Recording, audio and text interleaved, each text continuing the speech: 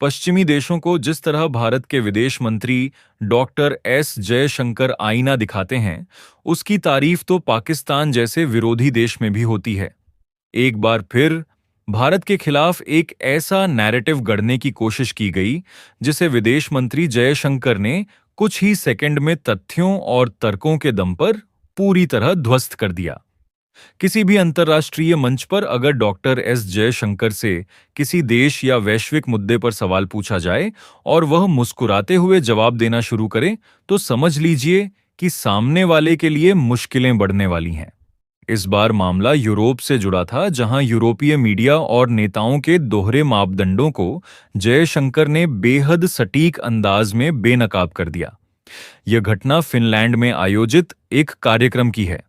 वहां एक विदेशी पत्रकार ने डॉक्टर जयशंकर से सवाल किया कि यूरोप में यह धारणा है कि भारत रूस के प्रति जरूरत से ज्यादा सहानुभूति रखता है। पत्रकार ने कहा कि भारत लगातार रूस से तेल खरीद रहा है, जो नैतिक रूप से गलत माना जा सकता है। शायद पत्रकार को उम्मीद थी कि भारत की ओर से वही पुराना और सामान्य जवाब मिलेगा, लेकिन उसे यह अंदाजा नहीं था कि सामने डॉक्टर एस जयशंकर बैठे हैं। सवाल सुनने के बाद जयशंकर मुस्कुराए, पानी का एक घूंट लिया और फिर ऐसा जवाब दिया जिसने पूरे हॉल का माहौल बदल दिया। उन्होंने कहा, भारत तेल किसी देश को खुश करने के लिए नहीं खरीदता। भारत अपने नागरिकों और अर्थव्यवस्था की जरूरतों के अनुसार कीमत और उपलब्धता के आधार पर फैसले लेता है।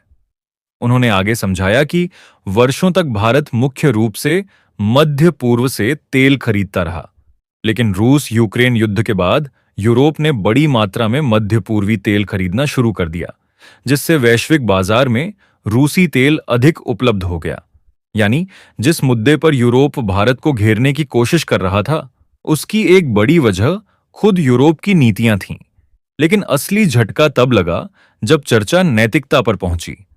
डॉक्टर जयशंकर ने बेहद शांत लेकिन तीखे अंदाज में कहा, किसी भी यूरोपीय देश पर भारतीय हथियारों से हमला नहीं हुआ है। काश मैं ये कह पाता कि यूरोपीय हथियारों का इस्तेमाल कभी भारत के खिलाफ नहीं हुआ। उनका यह बयान सुनते ही पूरा माहौल बदल गया। बिना किसी देश का नाम लिए उन्होंने संकेत दिया कि दशकों से ऐसे हथियार भारत के खिलाफ इस्तेमाल होते रहे हैं जिनके यूरोपीय देशों ने बेचा था। यह एक ऐसा तथ्य था जिसने यूरोप की नैतिकता पर ही सवाल खड़े कर दिए।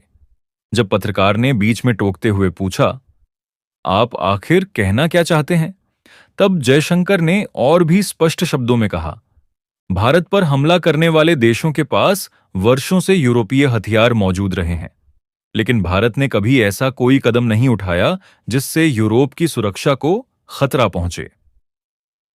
बस इतना कहना था और पूरा नैरेटिव बदल गया। जो लोग भारत से जवाब मांगने आए थे, वे खुद जवाब देने की स्थिति में पहुंच गए। फिनलैंड की धरती पर कुछ ही मिनटों में यूरोप का वह नैरेटिव कमजोर पड़ता दिखाई दिया, जिसे लंबे समय से स्थापित करने की कोशिश की जा रही थी। यही डॉक्टर एस जयशंकर की सबसे बड़ी खासियत है।